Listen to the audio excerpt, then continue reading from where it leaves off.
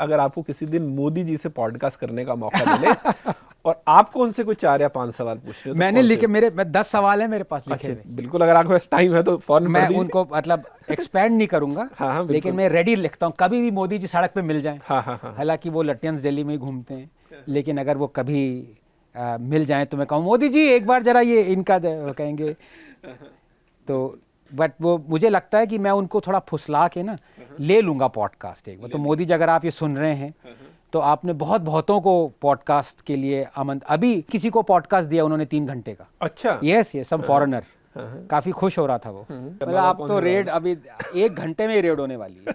इसीलिए हम संडे को कर रहे हैं पॉडकास्ट। अब आपको मैं बता दूंगा, तो मोदी जी जब मिलेंगे तो वो तो प्रिपेयर्ड होंगे, फिर ये तो अनफेयर है। नहीं कोई बात नहीं है।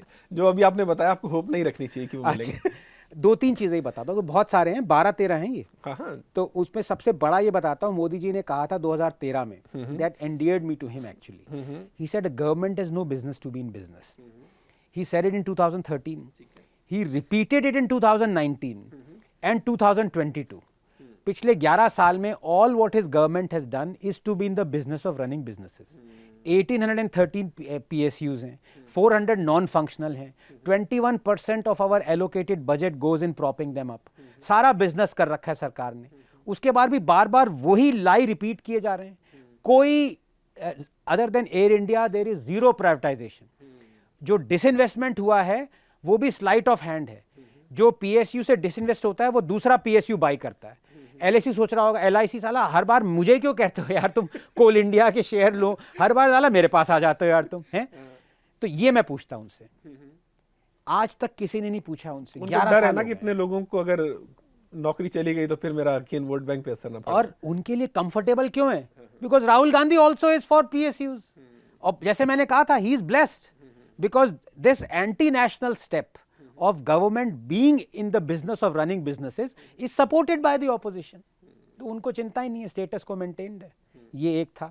FCRA अमेंडमेंट की बात हमने ऑलरेडी कर ली। करप्शन की बात करते हैं, खुद अमेंड कर दिया FCRA एक्ट ताकि खुद हाई कोर्ट कन्विक्शन से बच जाओ और कह रहे हो हम करप्ट नहीं है। ये था। दूसरा, ब्लैक मनी। आपने तो कहा था कि इतना ब्लैक मनी बाहर है कि अगर वो इंडिया में आ गया तो हर इंडियन के बैंक अकाउंट में 15 लाख होगा। ये कहा था। ये नहीं कहा था कि मैं लाऊंगा, वो ऑपोजिशन कहता है कि मैंने तो गुड़गांव में फ्लैट भी बुक करवा लिया था सुमित कि डाउन पेमेंट वहीं से हो जाएगी। DLF से तो नहीं करवाया था कहीं रॉबर्ट वाड्रा ने? नहीं। कितना वापस आया? इस पे शांति क्यों है, चुप क्यों है? ये वाला। दूसरा, डायनेस्टी कहते हैं, बीजेपी में नहीं है। एक बार एक्चुअली मुझे भी एक बहुत प्रिय मित्र हैं बीजेपी के, उन्होंने एक कॉन्फ्रेंस करी थी, डायनेस्टी स्कर्ज, मुझे बुलाया था। तो आइडिया था कि कांग्रेस का बैंड बजाएंगे क्योंकि डायनेस्ट तो ऑब्वियसली क्लियर डायनेस्ट है। मैंने 94 बीजेपी MPs और MLAs के नाम जड़ दिए जो कि डायनेस्ट हैं। वाह, इसीलिए आपको कहीं दोबारा नहीं बुलाते ना। वो यूट्यूब का वो फीड बीच में काट दिया गया। वो अभी भी मित्र हैं मेरे, जिन्होंने लैंप लाइट किया था। मैंने कहा ये देखो ये बैठे हैं डायनेस्ट। फडणवीस जी ने लैंप लाइट किया था। एवरीवन इज, तो ये क्या, ये हिपोक्रेसी कौन सी चल रही है? नुपुर शर्मा के केस में उनकी चुप्पी, that has really hurt people। nobody asked him that question। एक ऑलरेडी हम काफ़ी चीज़ें हम डिस्कस कर चुके हैं। तो ब्लैंकेट रिजर्वेशंस फॉर मुस्लिम्स 4% जो है उनके राज में भी था मुस्लिम्स को कर्नाटका में, वो क्यों चल रहा था? UCC से ट्राइबल्स क्यों एग्जेम्प्ट है? यूनिफॉर्म किस टाइप का हो गया?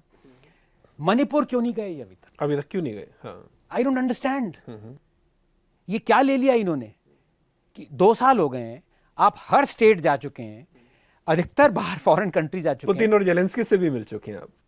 What is this thing and why has no, ये जो कमेंटेटर्स हैं जिनको मोदी ने इंटरव्यू दिए हैं, यूट्यूबर्स हैं, मीडिया के लोग हैं, उन्होंने जो नॉन लेफ्ट हैं, नॉन दरबारी, नॉन गांधी, उन्होंने क्यों नहीं पूछा इनसे, भाई 2 साल हो गए आप क्यों नहीं गए?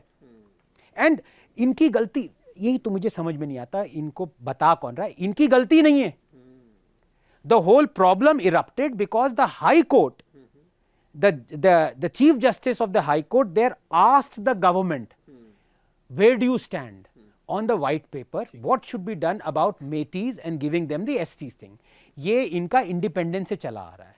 ये जब यूपीए सरकार थी तब यूपीए सरकार, मनमोहन सिंह ने पूछा था, जब मणिपुर में कांग्रेस की सरकार थी उन्होंने पूछा था। तो ये तो इनका है ही नहीं, प्रॉब्लम ही नहीं थी। और उसके बाद ये देखिए डर का माहौल, हाई कोर्ट ने अपना जो पूछा वो रिडैक्ट किया हाई कोर्ट ने, ये डेमोक्रेसी है। और सुप्रीम कोर्ट चुप था। चीफ जस्टिस ने पूछा, ये नहीं कहा कि डिसीजन नहीं था, ये था भाई मुझे बताओ what is the white paper on this, should they be और should they not be given a status, it was a question. वो भी इतना डर कि वो भी रिडैक्ट कर लिया, और ये जा ही नहीं रहे वहां पे। मतलब जहां भी कोई मुश्किल सिचुएशन आती है, जहां भी बस आती है, एकदम, मैं तो कहता हूं तभी ये बहुत सारे बीजेपी में लोग they worship PV Narasimha Rao.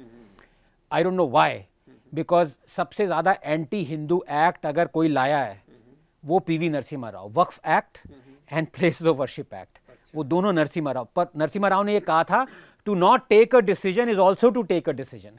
मुझे लगता है वो फॉलो हो रहा है यहाँ पे।